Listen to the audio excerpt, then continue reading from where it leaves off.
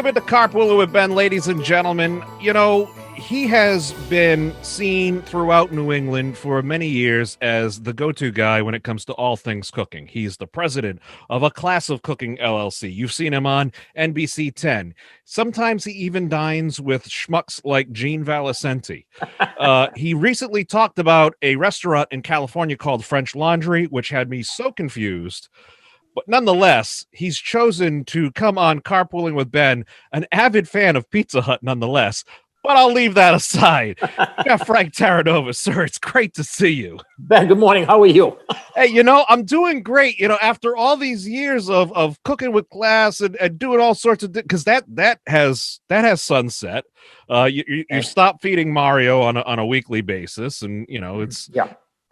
But hands down, the April Fool's joke you played on him a couple of years back. No, he played on me, Ben. Let's That's get that right. I'm sorry. You're right. But I still haven't forgot.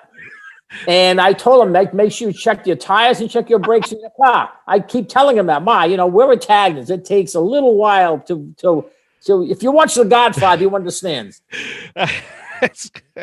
It was classic. But it was.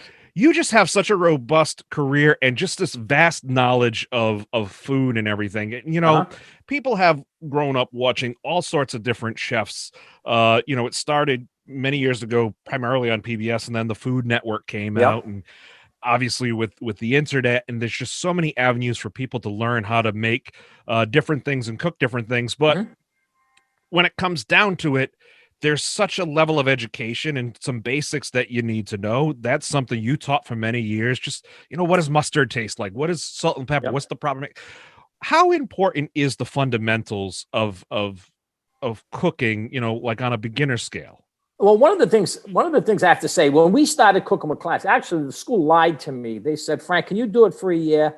And then 21 years later, I still had it. And I had to leave it in April because my wife had gotten very, very bad before she passed away. So then I figured, I'm going to retire from the university. NBC was like, that's why I've been doing this so long. They're so gracious.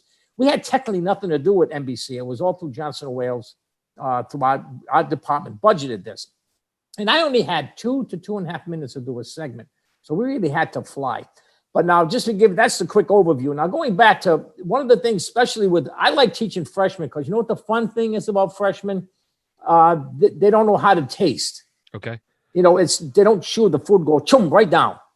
You know, and they don't understand how their palate works, and I make them stick their tongue out. They're going by, you got 18 kids all sticking their tongue out in class. People are probably trying to figure out the hell is this guy doing? What initiation is this? Exactly, but that's how you teach them how to place salt and sugar and lemon juice, and they have to find, not that they stick their fingers down their throat, but they have to locate the areas on their tongue, and all these receptors and there's 4 receptors, 5 if they throw this umami thing out there, which is the 5th element, and that's how you teach them how to taste. Now they know what they're tasting. And the funniest thing, you cannot believe, there are things that the average high school kid then, it's changed a little bit, would not even think about touching. I'm talking about livers and foie gras and things like caviar and things like that. All of a sudden, when they get to understand it, they get to sample it, they get to try it. I'd say 9 out of 10 would go and do it again. They really enjoy it because they didn't know what they were going. You tell a person, we're going to have foie gras. Is that liver? Yeah. Oh, no, I can't eat liver. Well, you'd be very, very surprised on how the rules change. So for a person who's an adult, maybe not going to college, an amateur chef at home, like is there any like one golden rule that you tell people to take their cooking up to the next level or something they can do? I tell them we use the term KIS, keep it simple. Okay. I took the stupid out because people might get a little bit upset. We use the KISS. But I just joined Facebook 4 days ago. I've got a little over 1,000 people. I'm going crazy. And I'm getting a lot of questions asked. And I've given them my email. I said, ask the questions away. And these are people who are just recreation cooking. Actually, recreation has taken a new level ever since this pandemic has come out. More and more people are cooking. You haven't seen anything yet. There's going to be a thing especially with these home meals that are coming out. And I tell them, look, it's food.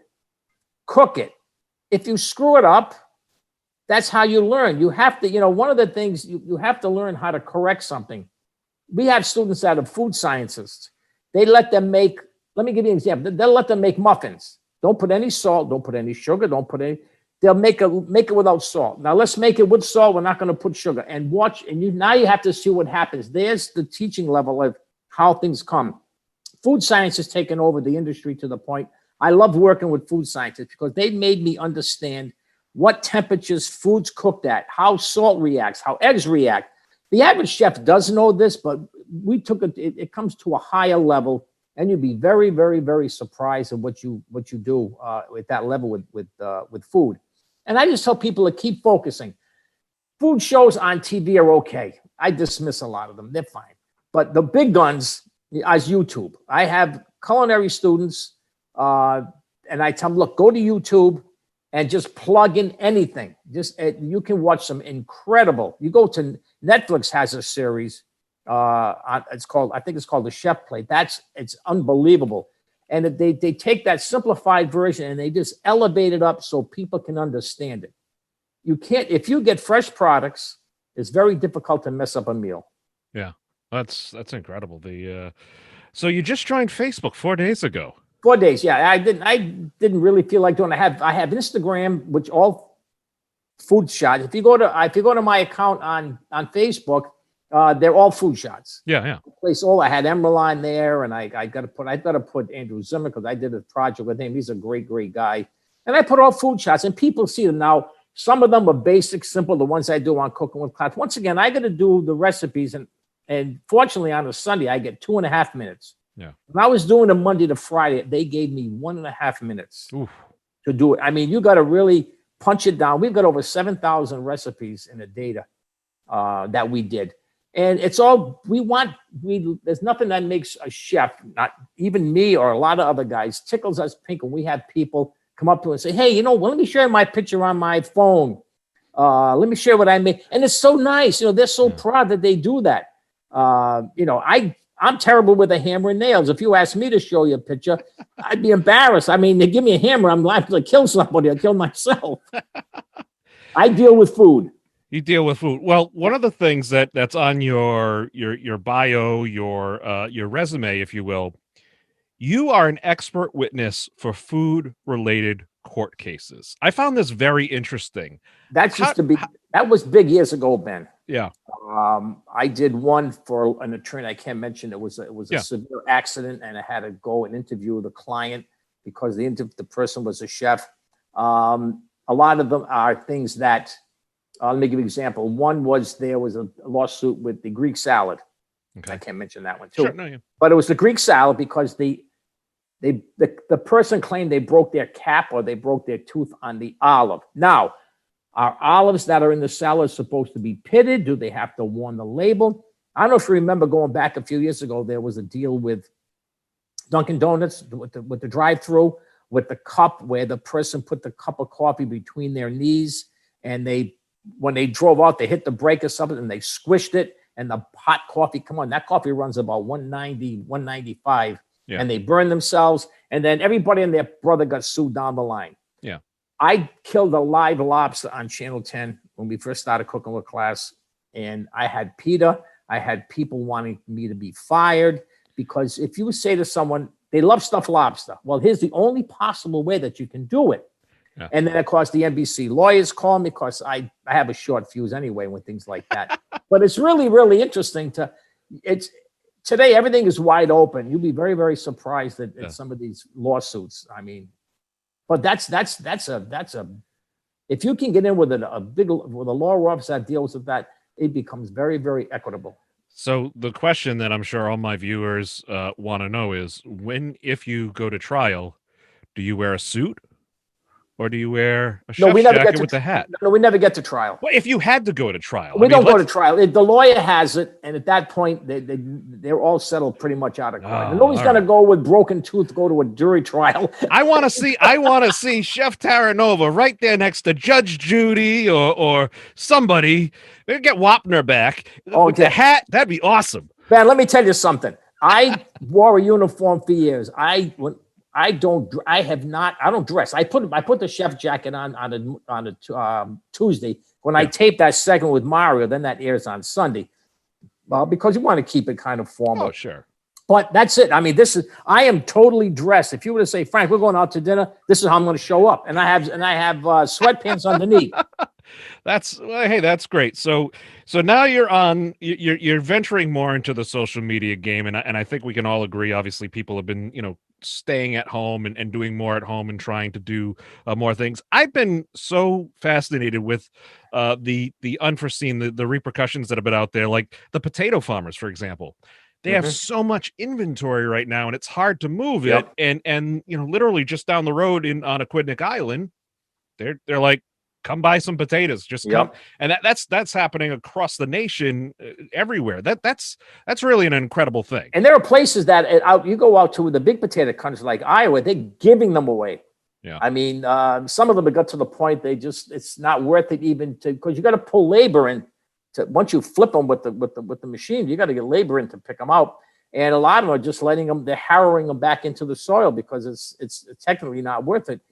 They can process them, but there's not enough people to process. Yeah. Let me give you a quick example. Not even with food. I have a friend of mine who deals with cars, and because the dealer can't get auto parts, the guy's always home because his job is to go out and pick up auto parts for these high-end vehicles where the factories are not making them. So, I mean, I hate to go off that end, but it's the same thing, Ben. Everybody's in, handling it in their Look what they did to the poor fishermen down in Galilee. Oh man, please, let's not get started. At least they let those poor guys sell their fish off the boat because the restaurants, unfortunately, are not moving the product because they can't. You're right. It's the restricted, volume that they. Well, let's hope everything as the vaccines come out. Let's hope everything moves forward and we can get back to a state of normalcy.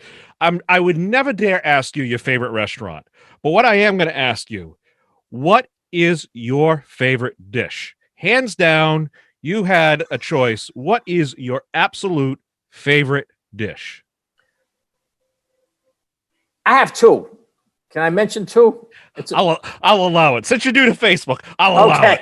All right. But if you want to name a third, you got to be on TikTok as well. I love foie gras. Okay. And my second one is hot weenies.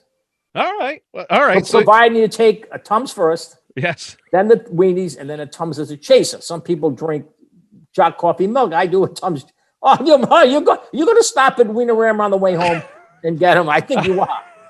You got to do what you got to do, right, baby? I mean, just don't talk to anybody after. Oh well, that's why we're all wearing the masks. I mean, that's catching the. There's going to be a spike on breath mints as soon as we can get out of the masks. Oh my God. Well, maybe I wonder if this has made people more aware of their own breath. I wonder if this has made people more aware of their own, oh, geez. Maybe people are not brushing their teeth anymore because I don't have to brush my teeth. I have a mask on. Who's going to get near me? What's coming up for you for the holidays? Any fun plans going into the winter? No. I got my two daughters. One just moved to Florida. Okay. And she calls me every day and aggravates me.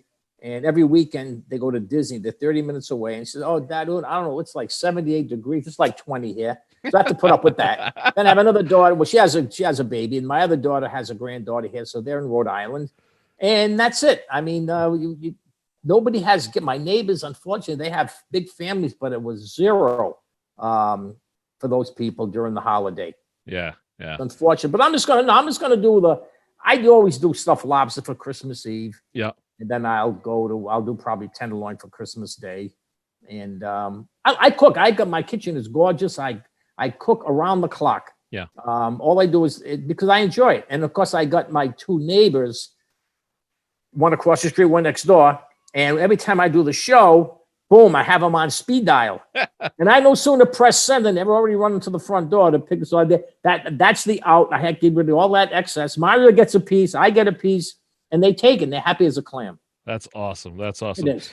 You have inspired so many people with just your on-air presence, with your natural candor, your personality, and everything over the past 2 decades. Just with being out there. So that's got to feel impressive. That's got to feel good to you to be able to. It is, Ben. The things I'm getting on Facebook. The people are so nice, and I'm going cross-eyed because I got probably 50. I've had as many as 15 messages going at once, and I got to make sure I write the right message back because they're asking. So I just give them, here's my email. You need a recipe, email me, and I can get to it. And it's a lot easier because it's tough to hack out recipes on Facebook. Sure.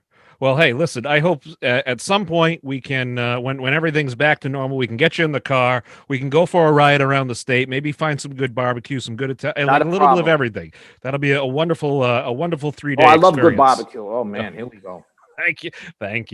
Thank you. I wouldn't, if I mentioned barbecue, I got to give a shout out to my buddy Brett Barlow, who's the conductor for the Ringling Brothers Band for 26 years. And he toured the country, crisscrossed the country multiple times. He knew where all the good back road, like off the beaten path spots were.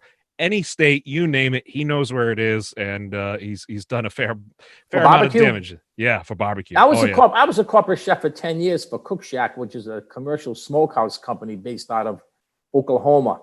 And I spent a lot of time, many years with them in Oklahoma, Texas, up in the Panhandle, Oklahoma Panhandle, Arkansas. Let me tell you, they play for real out there. Oh yeah, absolutely. It's impressive. I love watching it. Yep. I love it because it's such an art to me. It's such a dance. It's choreography. There's conflict when something doesn't go right. I mean, it's really a story just playing out in front of your eyes. Ben, I competed the American Royal Open. They took me 475 teams compete in. It was in Kansas City. It was like unbelievable. And I'll tell you, these guys play rough. Really? And you go anywhere near there while they're preparing, boy. They look at you and they pick up an axe handle. They want to club you. They really take that stuff serious. I enjoy it. I have a good time with them. Yeah. Well, that's incredible. Chef Frank Terranova, you are a legend already here in Southern New England, worldwide. I just cook for a living. I downplay a lot of this stuff. I just have a good time. I love talking to people. People ask me 1,000 questions. Even when I was at the university, if someone emailed me a question, I didn't have the answer. One thing I never did, I never jibed them. Yeah. I said, look, you got to give me a day and I go right to another department. I'd go to a pastry department, or they said, well, why is my meringue falling? Why is it weeping? I go to them, they give me the answer, and then I would send it back to the person. And it worked out nice because you can't fluff stuff. People are too smart today. Yeah. Hey, you got a new radio thing coming up.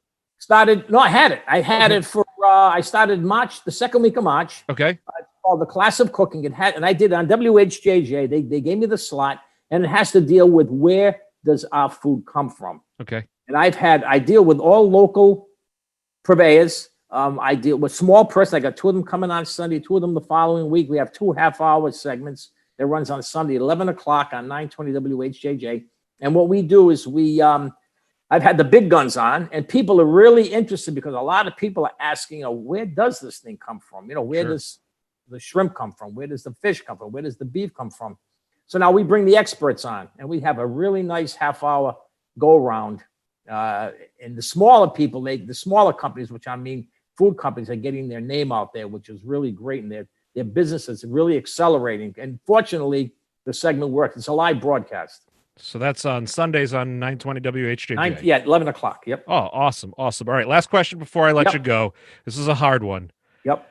I know. I'm sure you haven't touched a bowl of cereal in many a years. I don't even have it in my house. But if you were walking down the cereal aisle, what is Chef Terranova? Please don't give me this Life cereal or this shredded wheat stuff. Ben. What is the go-to? Give me something. Give me the chemical cereal that's yours. Okay, Ben. Let me explain. You're gonna love this. Okay, I love the cereal that has the marshmallows in it. What the heck is the name of it? Lucky Charms? That's it. My granddaughter loved them. So I said, I'm going to suffer my body for you, Mia. It's only a baby. I opened the box and I emptied them out, and I took out all the marshmallows, and they were like eating styrofoam. I'm going, and she's looking at me. She's going, Papa, no, you can't eat these. These are no good for you. You can have this. I kinda. I'm just wait a second. The quintessential Italian chef chooses an Irish breakfast. Lucky Charms. They're after me, Lucky Charms. I like them. I buy them. I do get a box. I don't put them with milk. I'll sit and watch television like people eat potato chips. I'll eat these. Of course, when I run through the marshmallows and I put them on, so I let the birds have it. Yeah, what's the point then? At that point, Chef true. Frank Terranova, you are a truly a wonderful gentleman and a great sport. Oh, and thank you. Look forward to working with you in the future. It'll be fun. You know where to find me. I'm on here. You've got my email now. Looking forward to it, my friend. You are like MasterCard everywhere you want to be. He is Chef Frank Terranova, ladies and gentlemen. Thank you so much, Ben. Thank you.